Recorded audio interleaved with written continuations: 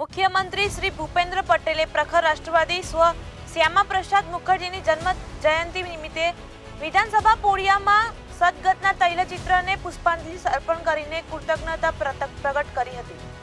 આ પ્રસંગે આરોગ્ય મંત્રી શ્રી ઋષિકેશ પટેલ અને સહકાર રાજ્ય મંત્રી શ્રી જગદીશ વિશ્વકર્માએ પણ ઉપસ્થિત રહીને સ્વ શ્યામપ્રસાદ મુખર્જીના તૈલચિત્રને પુષ્પાંજલિ આપી હતી।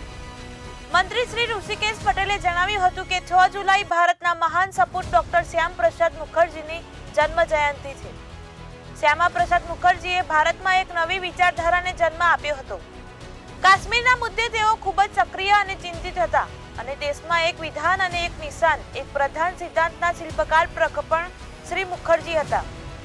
તેઓ પોતાના સમગ્ર જીવન દરમિયાન અખંડ ભારતના સમર્થક અને કાશ્મીર માટે સંઘર્ષરત રહ્યા હતા।